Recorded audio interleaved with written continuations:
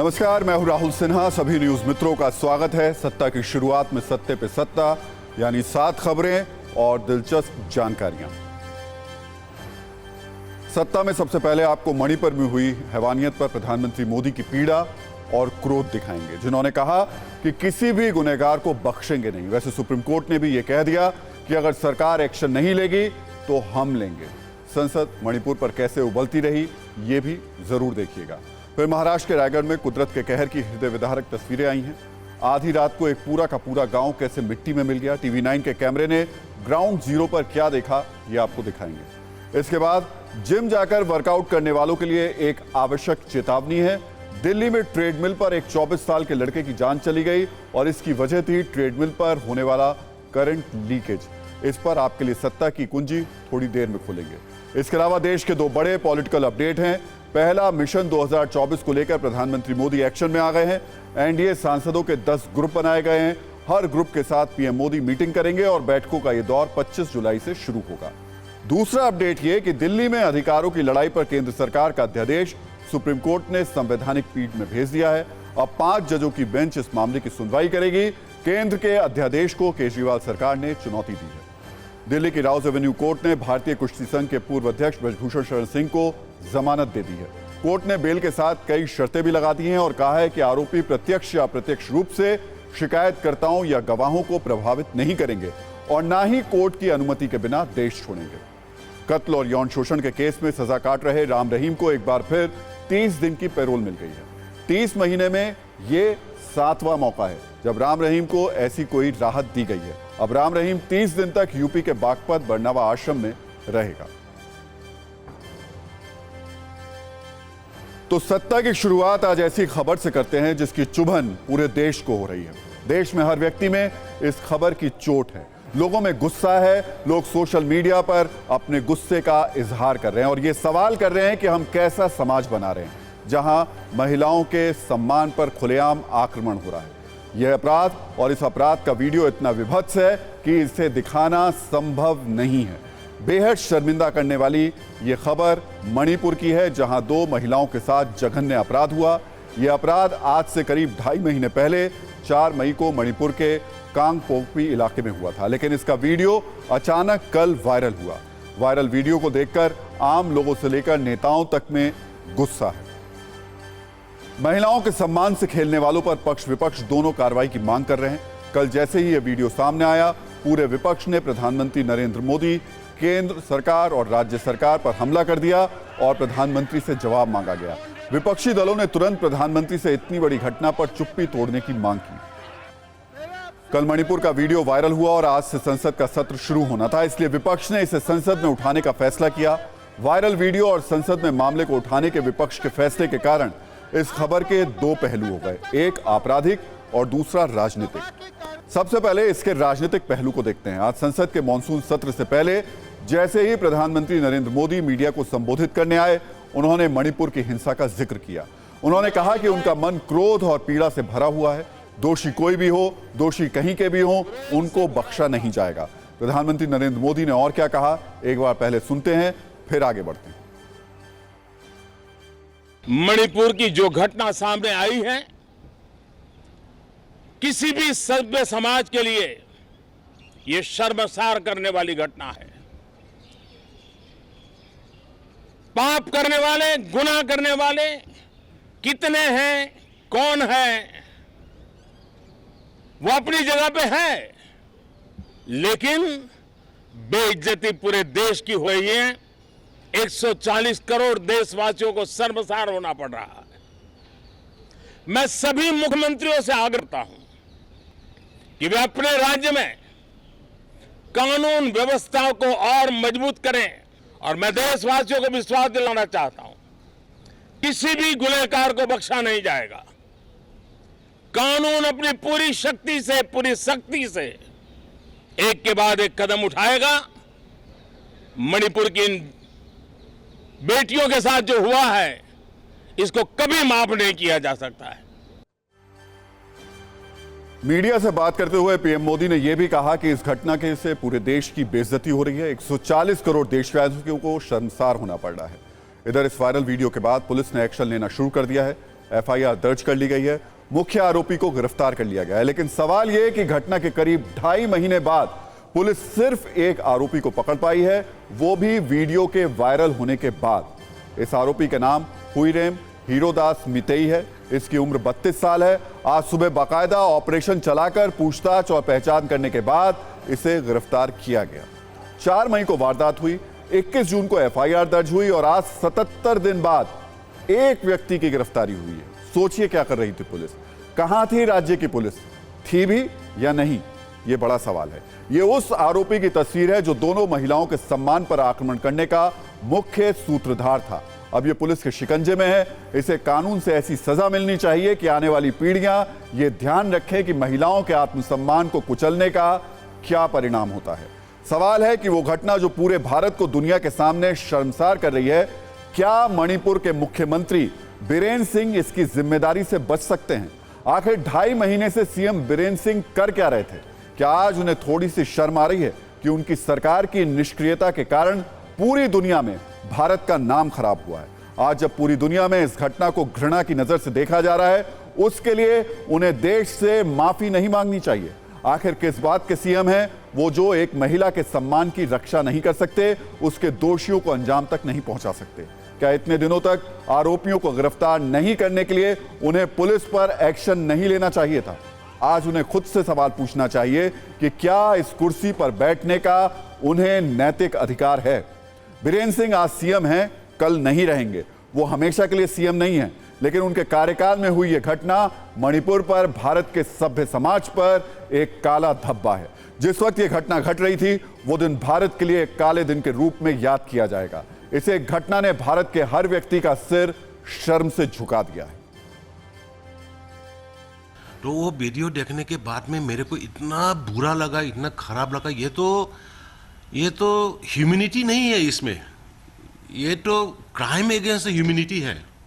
और immediately police लोगों को बोला कि जो भी है, जो वीडियो को ऑथेंटिकेट करो, रियलिटी और फैक्ट, उसके बाद में तुम जहाँ जहाँ में सस्पिशन एरिया है उसमें ऑपरेशन करके जो भी है उसको पकड़ना है। और स्टेट गवर्नमेंट इतना भी ट्राई करेंगे कि एफर्ट देंगे कि जो भी एविडेंस वगैरह करके सजा, जैसे मौत का सजा दे। लेकिन उनके इस बयान से विपक्ष संतुष्ट नहीं हुआ। मणिपुर का संसद के दोनों सदनों में हंगामा हुआ। राज्यसभा में कांग्रेस अध्यक्ष और नेता विपक्ष मल्लिकार्जुन खड़गे ने सदन के अंदर पीएम के बयान की मांग की। विपक्ष की सभी पार्टियों ने सदन में नारेबाजी की।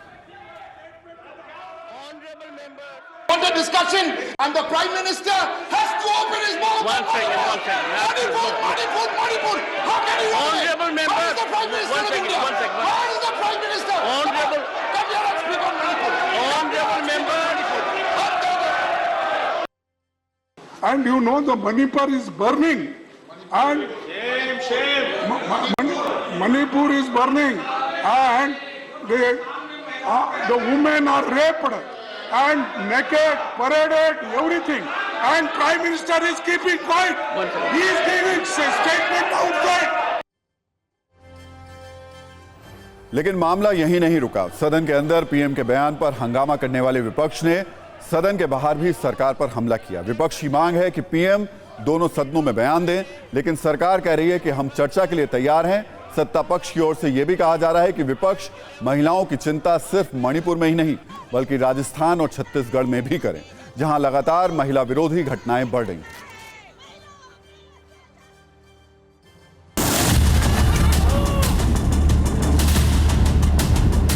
जो इतना बड़ा दंगा हो रहा है, लूट हो रहा है, फसाद हो रहे हैं, महिलाओं की इज्जत जा रही है, घर डिस्ट्रॉय हो रहे, कार जल रहे हैं, सब कुछ हो रहा है, लेकिन प्रधानमंत्री अनदेखी कर रहे हैं। सरकार ने स्पष्ट कर दिया कि हम मणिपुर की घटनाओं पर चर्चा करने के लिए तैयार हैं कि कांग्रेस, तृणमूल कांग्रेस, बाकी विपक्षी दल शायद अपने खोट छुपाने के लिए चर्चा से भाग रही है। मणिपुर पर वो कहते हैं कि इससे देश 140 करोड़ लोगों की बेइज्जती हो रही है, और उसके बाद वो छत्तीसगढ़ और राजस्थान पर घिनौनी गंदी राजनीति करने लगते हैं। क्या कांग्रेस को महिला केवल एक राज्य की दिखती है? क्या राजस्थान में जो महिलाओं के खिलाफ अत्याचार बलात्कार हो रहा है, क्या उसको लेकर सोनिया गांधी जी, राहुल गांधी और विपक्ष क्या मूक दर्शक बनकर बैठा रहेगा?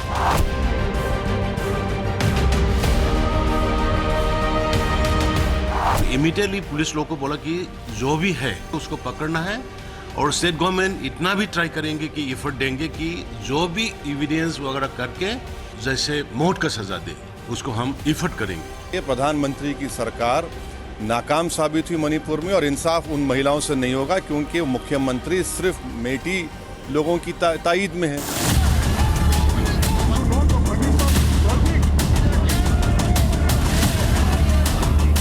जब भी संसद का सत्र होता है तो एक नैरेटिव ये सोच लेते हैं और फिर चाहते हैं कि पूरा उसी पर बहस हो।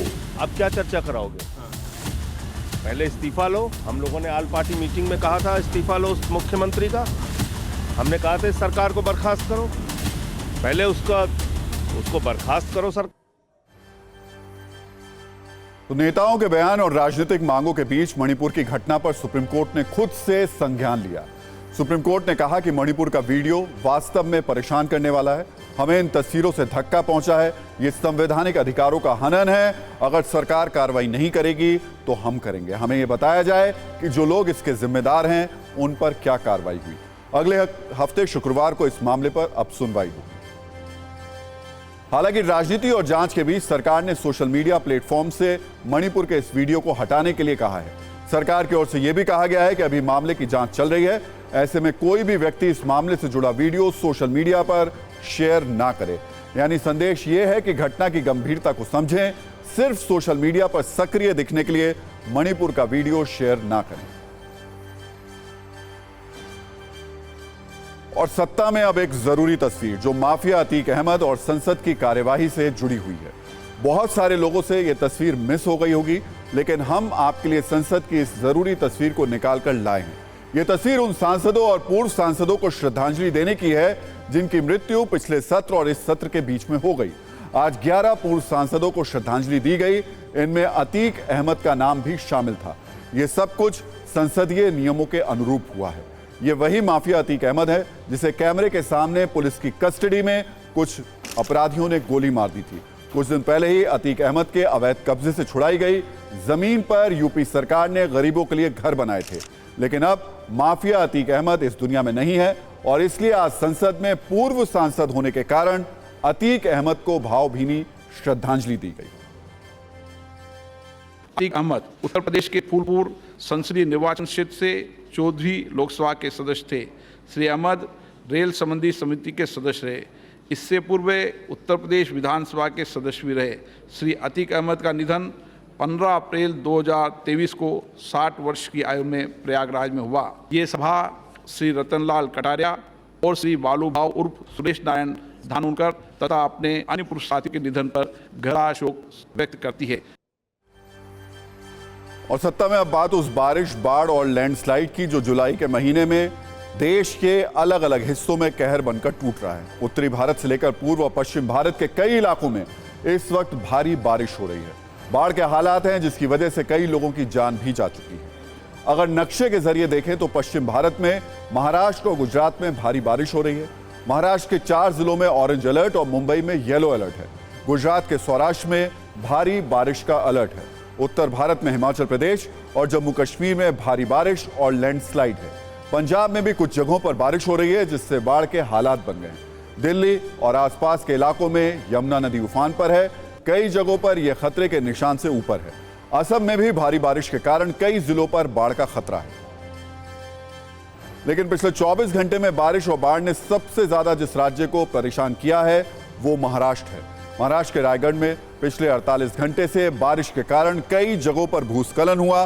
देश में 6.5 लाख से ज्यादा गांव हैं जिनमें से एक महाराष्ट्र में रायगढ़ का इरशालबाड़ी गांव है। कल लैंडस्लाइड में यह पूरी तरीके से बर्बाद हो गया, तबाह हो गया, मलबे के नीचे दब गया। बुधवार रात में हुए इस भूस्खलन में करीब 50 घर तबाह हुए जिसमें 13 लोगों की मौत हो गई। 100 लोगों के अब भी मलबे के अंदर दबे होने की आशंका है। 22 से ज्यादा लोगों को मलबे से बाहर निकाला गया है। बचाव कार्य में एनडीआरएफ की 2 टीमें भी लगी हुई हैं। ये लैंडस्लाइड इतना खतरनाक था कि घरों के ऊपर 10-10 फीट तक मलबा जमा हो गया। कल से रेस्क्यू ऑपरेशन जारी है। गांव में जाने के लिए कोई पक्का रास्ता नहीं होने के कारण राहत के काम में परेशानी हो रही है। महाराष्ट्र के सीएम एकनाथ शिंदे खुद मौके पर पहुंचे और पूरे रेस्क्यू ऑपरेशन की जानकारी ली। रायगढ़ में लैंडस्लाइड है तो मुंबई में लगातार बारिश हो रही है। भारी बारिश के कारण मुंबई लोकल पर भी इसका असर पड़ा है। ट्रेन लेट चल रही है, जिसके कारण स्टेशन पर काफी भीड़ है। लोगों को ट्रेन का घंटों इंतजार करना पड़ रहा है। कई जगहों पर भारी बारिश से जल भराव हो गया है। मरीन ड्राइव पर सुरक्षा की दृष्टि से पुलिस तैनात कर दी गई है। बारिश के कारण स्कूलों में छुट्टी है। दफ्तरों को जल्दी बंद करने के आदेश दे दिए गए। इस बीच मलाड के संजय गांधी राष्ट्रीय उद्यान से निकलने वाले झरने में एक 25 वर्षीय युवक की मौत पानी में बहने से हो गई। ऐसा बताया जा रहा है कि युवक नशे की हालत में था। वो झरने के पास गया और उसका पैर फिसल गया। एक युवक ने उसे बचाने की कोशिश की, लेकिन वो नाकाम रहा। बाढ़ के कारण ठाणे में एक इमारत का कुछ हिस्सा गिर गया। कुछ लोगों के दबे होने की आशंका है। रेस्क्यू ऑपरेशन चल रहा है। कुल मिलाकर महाराष्ट्र में रायगढ़ से लेकर मुंबई तक बाढ़ की चपेट में है और हालात हर दिन खतरनाक होते जा रहे हैं।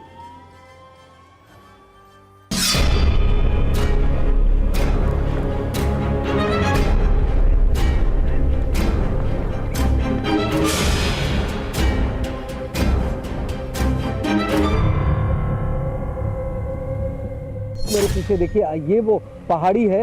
इसी पहाड़ी पर ऊपर वो गांव बसा हुआ था, इसादवाड़ी, जहां पर यह हादसा हुआ है। और गांव में लगभग 50 के करीब मकान बताए जा रहे हैं और तमाम लोग जो अपने अपने घरों में थे वो इसकी चपेट में आ गए हैं।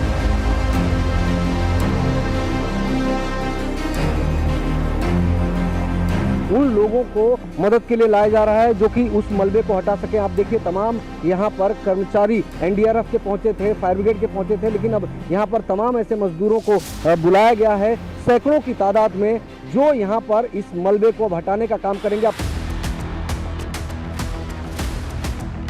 किस तरह से जो परिजन हैं वो रो रहे हैं। एक महिला आप देखिए यहाँ पर अकेले खड़ी हैं, उनके परिवार के 2 बच्चे भी यहाँ पर साथ में हैं और रो रो कर महिला का बहुत बुरा हाल है, क्योंकि इनके परिवार के सदस्य जो हैं वो ऊपर रहते थे।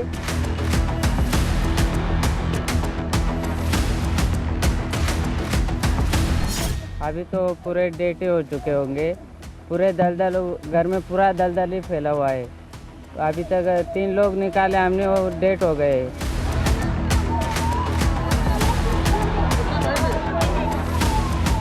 अगर आप देखें तो 12 घंटों से ज्यादा हो चुके हैं। अभी भी काफी लोग वहां अटके हुए हैं। यही प्रार्थना है ईश्वर को कि सभी सुखरूप वापस आए। एनडीआरएफ है, एसडीआरएफ के, टीडीआरएफ के लोग हैं और जो लोकल रेस्क्यू टीम है वो भी काम कर रही है। और बारिश है और वहाँ पर कोई व्हीकल, वाहन व्यवस्था, जेसीबी, ऐसे कुछ भी व्हीकल नहीं जा सकता है। सिर्फ पश्चिम भारत ही नहीं, पूर्वी भारत में भी बाढ़ का कहर है। असम के 14 जिलों में बाढ़ का कहर है, जिससे 63,000 से ज्यादा लोग प्रभावित हैं। इस साल बाढ़ में अब तक 9 लोगों की डूबकर मौत हो चुकी है। प्रभावित लोगों में 30,000 पुरुष, 24,000 महिलाएं और 8,000 से ज्यादा बच्चे हैं। धुबरी, तेजपुर और नोमाटी घाट में ब्रह्मपुत्र नदी खतरे के निशान से ऊपर बह रही है, जबकि उसकी सहायक नदियों में कई स्थानों पर जलस्तर घट रहा है। एसडीएमए के अनुसार राज्य में कुल 272 गांव डूब गए हैं, जबकि 2,863 हेक्टेयर क्षेत्र में फसल पूरी तरीके से बर्बाद हो गई है। पश्चिम और पूर्वी भारत के बाद अब बात उत्तर भारत में हिमाचल प्रदेश की, जहां बारिश रुकने का नाम नहीं ले रही है। भारी बारिश और भूस्खलन के कारण हिमाचल प्रदेश सरकार ने किन्नौर जिले के सभी स्कूल, कॉलेज और आंगनबाड़ी केंद्रों को 22 तारीख तक बंद करने का आदेश दिया है। जम्मू कश्मीर में हुई मूसलाधार बारिश ने भारी तबाही मचाई है। कठुआ जिले में कल 8 लोगों को मलबे के नीचे उनकी दबने से मृत्यु हो गई। रामबन जिले में पहले से 10वीं तक की जो स्कूल हैं उनको बंद कर दिया गया है। जम्मू में बाढ़ के कारण तरनाहा नाले पर बना पुल एक तरफ झुक गया, जिसके बाद जम्मू पठानकोट नेशनल हाईवे को बंद करना पड़ा है। लगातार बारिश के चलते जम्मू कश्मीर राष्ट्रीय राजमार्ग पर उधमपुर में डावाल ब्रिज पर आज सुबह फिर से बड़े बड़े पत्थर गिरे। मौसम विभाग के मुताबिक 2 से 3 दिन तक इसी तरीके से बारिश की आशंका है। और सत्ता की अगली खबर देश के उन लाखों न्यूज मित्रों से जुड़ी हुई है, उन नौजवानों से जुड़ी हुई है जो खुद को फिट रखने के लिए बॉडी बनाने के लिए या फिर जोरदार वर्कआउट करते हुए वीडियो बनाने के लिए जिम जाते हैं। क्योंकि अगर आजकल जो रील युग चल रहा है उसमें तीसरी कैटेगरी के लोगों की संख्या भी बहुत ज्यादा है। ऐसे सभी लोगों के लिए दिल्ली से एक बेहद चौंकाने और सावधान करने वाली खबर आई है। दिल्ली के रोहिणी इलाके में 24 साल के एक लड़के की जिम में वर्कआउट करते वक्त मौत हो गई। यह सब कुछ उस वक्त हुआ जब सक्षम जिमप्लेक्स नाम की जिम में ट्रेडमिल पर वॉक कर रहे थे। पुलिस के मुताबिक वर्कआउट करने के बाद जैसे ही सक्षम ट्रेडमिल पर बैठे उसमें करंट आ गया और उनकी जान चली गई।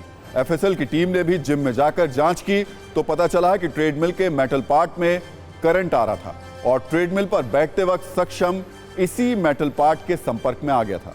पुलिस ने जिम के संचालक के खिलाफ लापरवाही की वजह से मौत की धाराओं में केस दर्ज कर लिया है। अब सोचिए, सक्षम जैसे कितने नौजवान, महिलाएं और बुजुर्ग भी रोज जिम जाते हैं, खुद को फिट रखने के लिए वर्कआउट करते हैं, लेकिन सक्षम की तरह किसी को भी इस बात का अंदाजा नहीं होगा कि उनके साथ ऐसा कोई हादसा हो सकता है। 24 साल का सक्षम गुरुग्राम की मल्टीनेशनल कंपनी में नौकरी करता था और जल्द ही उसकी शादी होने वाली थी, लेकिन एक छोटी सी लापरवाही की वजह से आज सक्षम इस दुनिया में नहीं।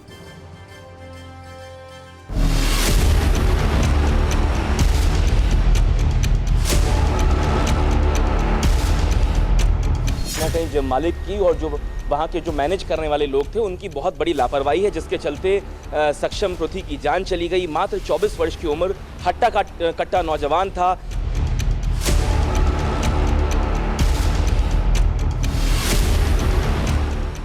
टीवी फुटेज में क्लियर दिख रहा था सक्षम एक एक्सरसाइज करने के बाद जैसे रेस्ट करने के लिए बैठा है, 1 सेकंड में उसका हाथ जैसे टच हुआ ट्रेडमिल पे, 1 सेकंड के अंदर ही वो लेट गया। मेरा बेटा 7 साल पहले इसी जिम में गया था, आराम से जिम कर रहा था। मुझे किसी और बच्चे का फ़ोन आया, इसका कोई फ़ोन नहीं आया कि भी आपका बेटा गिर गया है।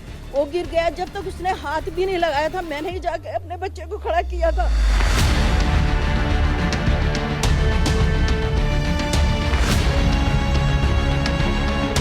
वहीं किसी लड़के ने थोड़ी खुशहाट से हो रही थी कि इसको हल्का सा करंट लगा है, तब हमने पुलिस वालों को कहा उनको चेक कराओ, उसके बाद आगे जो उन्होंने छानबीन की उसका पता चलेगा।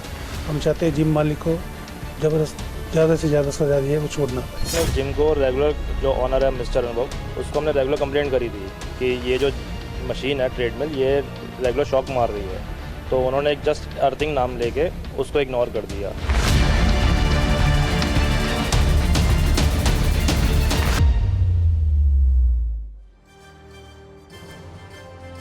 तो दिल्ली की यह खबर बहुत परेशान करने वाली है, क्योंकि भले ही जिम का कल्चर गांव में ना हो, लेकिन मौजूदा वक्त में शहरों और महानगरों में लोग फिटनेस को लेकर अलर्ट मोड में रहते हैं।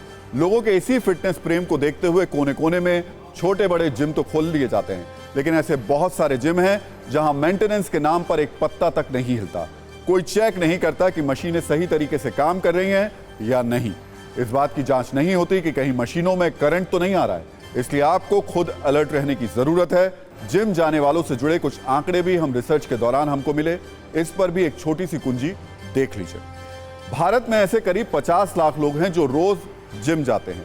हाल ही में एक रिपोर्ट में बताया गया था कि दुनिया में सबसे ज्यादा फिटनेस प्रेमी लोग नॉर्वे और स्वीडन में हैं।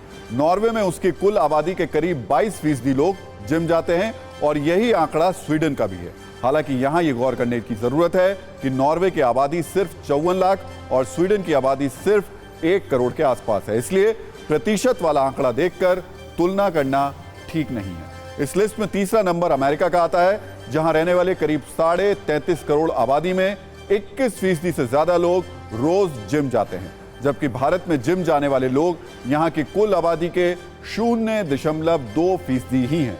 लेकिन फिर भी अगर संख्या की बात करें तो ये नॉर्वे की पूरी आबादी के बराबर होगी। यानी भारत में भी बड़ी संख्या में लोग जिम जाते हैं। हालांकि जिम से कमाई के मामले में अमेरिका, जर्मनी और ब्रिटेन जैसे देश सबसे आगे हैं और इसका कारण है महंगी जिम मेंबरशिप, क्योंकि यहां जिम जाने वाले लोग बहुत ज्यादा नहीं हैं, फिर भी रेवेन्यू के मामले में ये देश काफी आगे हैं।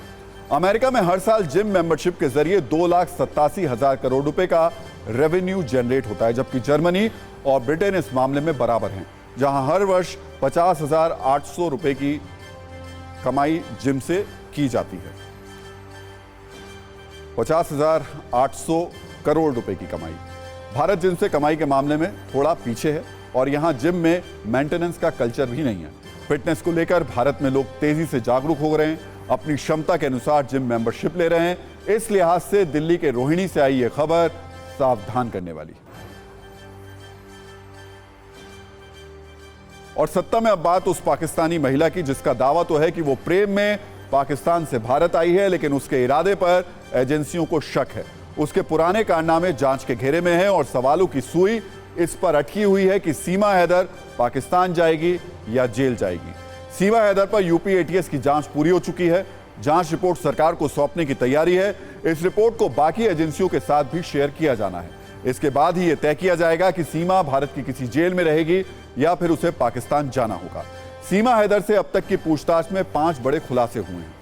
सीमा हैदर ने माना कि वो 3 फर्जी आधार कार्ड के सहारे भारत पहुंची थी। सचिन ने नेपाल में सीमा को आधार कार्ड दिलवाए थे। सचिन ने नेपाल में दूसरे नाम से होटल बुक किया था। सीमा ने भी यह माना कि उसे पाकिस्तानी सिम तोड़ा और डेटा डिलीट किया। सीमा हैदर के तीसरे फोन से कई बातें पता चली हैं जिसे एटीएस ने अपनी रिपोर्ट में दर्ज कर लिया।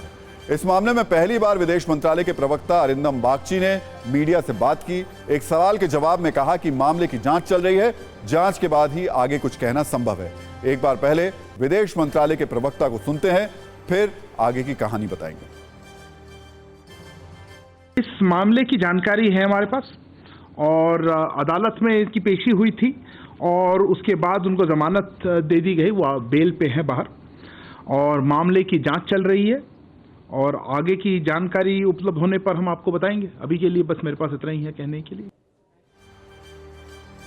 इस बीच सीमा हैदर को लेकर नेताओं ने भी बयानबाजी तेज कर दी है। संसद के मॉनसून सत्र के पहले दिन आज सत्ता पक्ष और विपक्ष दोनों की ओर से सीमा हैदर पर बातें की गई। समाजवादी पार्टी के नेता स्वामी प्रसाद मौर्य ने कहा कि सीमा हैदर अगर जासूसी कर रही थी तो ये यूपी पुलिस की नाकामी है, जबकि सरकार कह रही है कि कानून के मुताबिक ही कार्रवाई होगी।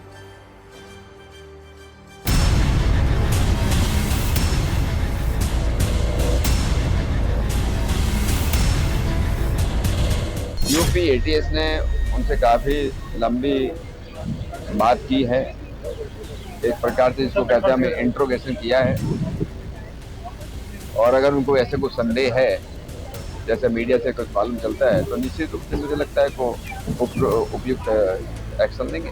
पाकिस्तान की जासूसी एजेंसी से उसका संबंध है और बेखौफ भारत में वो घूम रही है तो स्वाभाविक रूप से ये कहीं न कहीं सरकार और सरकारी एजेंसियों की कोई लापरवाही है।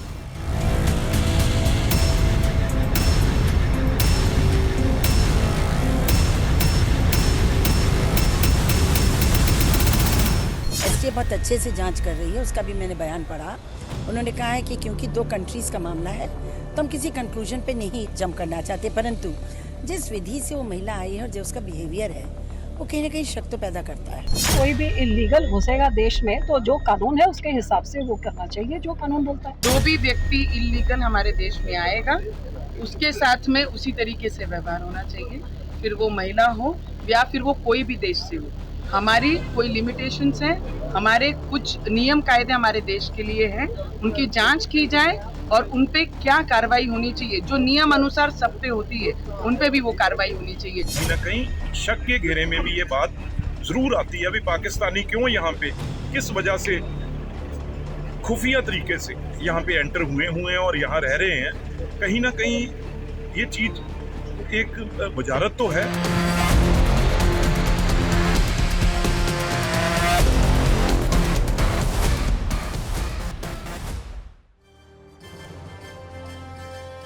और सत्ता की अगली खबर 142 करोड़ उम्मीदों से जुड़ी हुई है, यानी हिंदुस्तान का मिशन मून चंद्रयान 3। आज इंटरनेशनल मून डे है। 20 जुलाई यानी आज की तारीख क्यों स्पेस की सत्ता में सुनहरे शब्दों में लिखी है, ये बताने से पहले हम आपको जल्दी से चंद्रयान 3 का अपडेट दे देते हैं। ख्वाहिशों और उम्मीदों के साथ विश्वास और संकल्प के पंख लगाकर चंद्रयान 3 तेजी से चांद की ओर बढ़ता जा रहा है। आज चंद्रयान 3 का चौथा ऑर्बिट भी बदल दिया गया। अब इसके बाद एक और ऑर्बिट बदला जाना है। इसी के साथ पृथ्वी के चारों ओर चंद्रयान 3 की कक्षाएं बदलने का काम खत्म हो जाएगा और फिर चंद्रयान 3 चंद्रमा के लिए लूनर ट्रांसफर ट्रेजेक्टरी में चला जाएगा, जिसके पृथ्वी और चंद्रमा के बीच का स्पेस हाईवे भी इसको कहा जाता है। इस हाईवे पर चंद्रयान 5 दिनों तक यात्रा करेगा और अपनी उड़ान को वो आगे बढ़ाएगा। इस बीच चंद्रयान 3 किस स्पीड के साथ चांद की ओर बढ़ रहा है, इसका एक वीडियो हम आपको दिखा देते हैं। यह वीडियो इटली के मेंसियानो में मौजूद वर्चुअल टेलीस्कोप प्रोजेक्ट ने तैयार किया है, जिसमें चंद्रयान 3 तेज गति से आगे बढ़ता दिख रहा है। इन तस्वीरों को 15 से 17 जुलाई के बीच लिया गया था, जिन्हें अब जारी किया गया। वैसे जुलाई का चांद से बहुत गहरा रिश्ता है। आज 20 जुलाई की तारीख है और आज ही के दिन 54 साल पहले पहली बार इंसान ने चांद पर अपने कदम रखे थे। 20 जुलाई 1969 को नासा का अंतरिक्ष यान अपोलो 11 इंसान को पहली बार चंद्रमा की सतह तक पहुंचाने में कामयाब रहा था। हम आपको इस वक्त उसी दिन की तस्वीरें दिखा रहे हैं जब अमेरिकी अंतरिक्ष यात्री नील आर्मस्ट्रॉन्ग और एडविन ऑल्ड्रिन ने चांद की सतह पर सफल लैंडिंग की थी। तब देश और दुनिया के बड़े बड़े अखबारों में इस घटना को ऐतिहासिक बताया गया था। किसी ने लिखा था द हिस्टोरिक फुटस्टेप, किसी ने लिखा था दे डिड इट और किसी ने छापा था मैन ऑन द मून। तब इस घटना को इतनी सुर्खियां सिर्फ इसलिए मिली थी क्योंकि ऐसा इतिहास बनाया गया था जो लगभग असंभव माना जा रहा था। वो तारीख अमेरिका ने अपने नाम की थी। अब भारत भी तेजी से इस दिशा में बढ़ रहा है कि चांद की सतह पर लिखी एक तारीख भारत की भी हो। और अब देश की बड़ी और अहम खबरों के लिए देखते हैं सत्ता टॉप 9। सुप्रीम कोर्ट ने दिल्ली अध्यादेश का मामला संविधान पीठ में भेजने का फैसला लिया है। अब 5 जजों की बेंच इस मामले की सुनवाई करेगी। सीजेआई डीवाई चंद्रचूड़ 5 सदस्यीय संविधान पीठ का गठन करेंगे। दिल्ली सरकार ने सुप्रीम कोर्ट से इस अध्यादेश पर रोक लगाने की मांग की थी। दिल्ली अध्यादेश पर बीजेपी सांसद मनोज तिवारी ने कहा है कि अध्यादेश आ चुका है, अब बस कानून बनाने की तैयारी है। ठीक है, दिल्ली का अध्यादेश उसको कानून बनाना है। वहीं आम आदमी पार्टी के नेता संजय सिंह ने कहा कि हम अध्यादेश का विरोध करेंगे। उसका भी विरोध करेंगे। कल ऑल पार्टी मीटिंग में विरोध हुआ। महिला पहलवानों से यौन शोषण के मामले में भारतीय कुश्ती महासंघ के पूर्व अध्यक्ष बृजभूषण शरण सिंह को दिल्ली के राउज एवेन्यू कोर्ट ने जमानत दे दी है। कोर्ट ने उन्हें 25,000 के निजी मुचलके और कई शर्तों के साथ जमानत दी। बृजभूषण शरण सिंह को विदेश जाने के लिए भी अब कोर्ट से इजाजत लेनी होगी। रेप और हत्या के मामले में जेल में सजा काट रहे डेरा सच्चा सौदा प्रमुख राम रहीम को एक बार फिर 30 दिन की पैरोल मिल गई है। पैरोल के दौरान राम रहीम को सिरसा में स्थित डेरा सच्चा सौदा हेडक्वार्टर जाने की पूरी तरह पाबंदी है। पैरोल के दौरान राम रहीम उत्तर प्रदेश के बागपत के बरनावा आश्रम में रहेगा। प्रधानमंत्री नरेंद्र मोदी 27 जुलाई को राजस्थान के सीकर में जनसभा को संबोधित करेंगे। बीजेपी कार्यक्रम में 3 लाख से अधिक लोगों के आने की उम्मीद कर रही है। कार्यक्रम के दरमियान पीएम किसान सम्मान निधि की राशि किसानों के खातों में ट्रांसफर करेंगे। चुनाव से पहले पीएम का ये दौरा 21 विधानसभा और 3 लोकसभा सीटों पर प्रभाव डाल सकता है। जम्मू कश्मीर में आतंकवाद के खिलाफ एनआईए का एक्शन जारी है। एनआईए ने आज जम्मू कश्मीर के कई जिलों में छापेमारी की तो कल पुंछ में ढेर हुए 4 आतंकियों की पहचान उजागर हुई है। मारे गए आतंकियों में 3 का कनेक्शन पाकिस्तान से है, जबकि चौथा दहशतगर्द पीओके का रहने वाला था। मुंबई में बीएमसी कोविड सेंटर घोटाला मामले में ईडी ने 2 लोगों को गिरफ्तार किया है। ईडी ने संजय राउत के करीबी सुजीत पाटकर और डॉक्टर किशोर बिसुरे को अरेस्ट किया है। बिसुरे दहिसर जंबो कोविड-19 सेंटर के डीन थे। आरोप है कि मुंबई में जंबो कोविड सेंटर का ठेका अयोग्य लोगों को दिया गया था।